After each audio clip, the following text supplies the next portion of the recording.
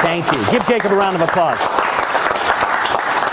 Whoa! All right. So this is like a trick. It's based on a trick of one of my mentors, Larry Jennings, who I first went to visit when I first came out to visit Dan Harlan in 1997.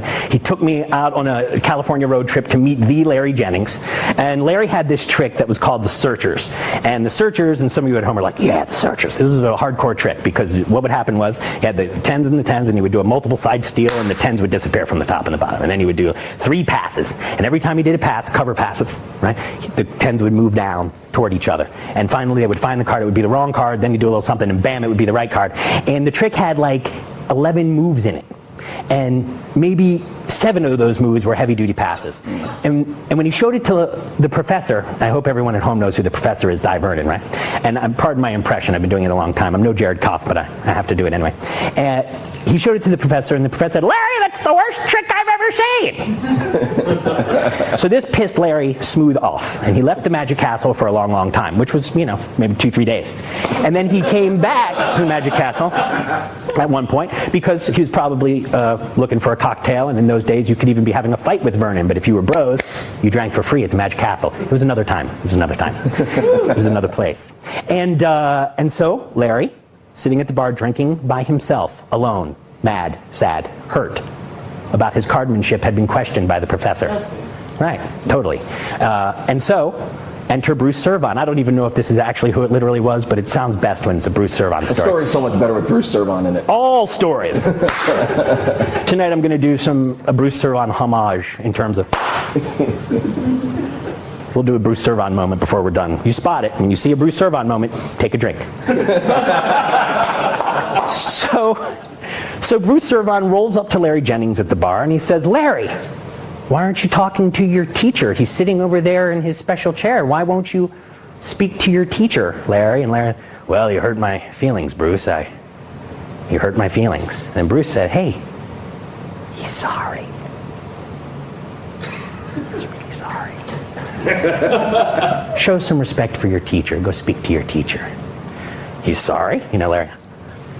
He gets up and he goes over. It's just about this far from the bar to where Vernon was sitting. It's literally kind of ironic that that's how far Dan is sitting from me right now.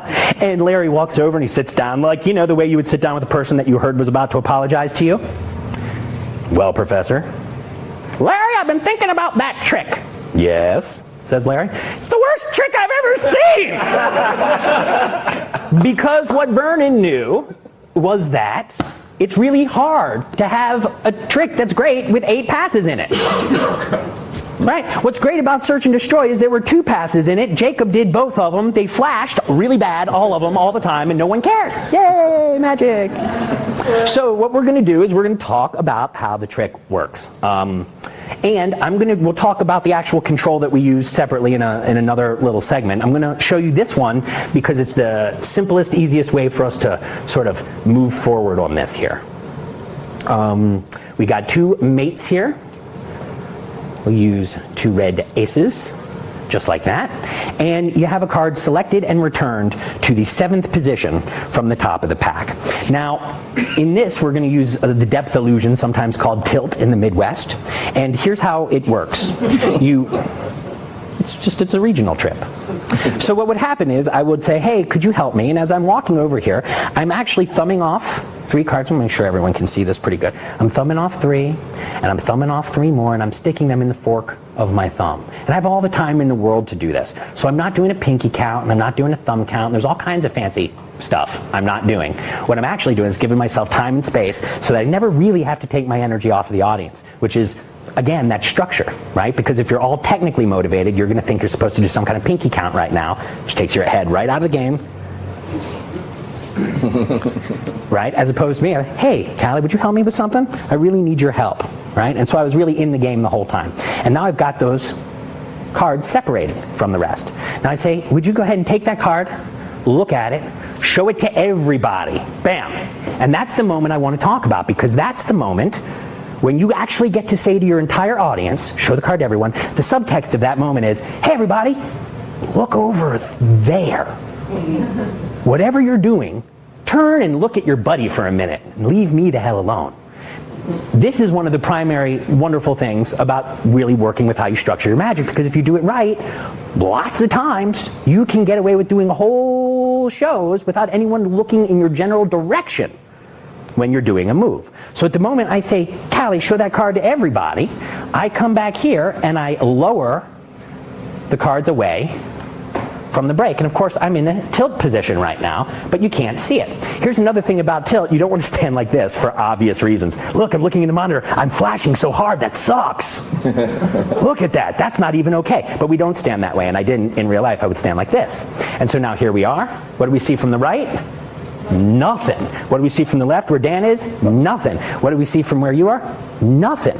Right? Which doesn't mean I'm actually going, hey, look at that. Isn't that a beautiful wonderful illusion of normalcy? I just don't have to think about it at all because I know I'm safe. I take this card back, and for those of you that didn't know what was going on with the whole tilt thing, I'll make sure everyone can see. And look, you are literally 360 degrees with this thing. Right? It really looks like the card's going in the center of the deck. And what's really nice about this position is if I come right up here, I can push that flush, and that covers the exposed right side as well. Right? So Aaron, are you putting that in face up just to track it? Completely. Okay. Yeah, and I appreciate, I'm dealing with all kinds of crazy, awesome logistics here, so keep me honest, yeah. So, so what I'm doing is I'm keeping that card face up so that everyone can keep their eye on it. In real life, you completely want it face down because the trick is going to be like way more deceptive that way.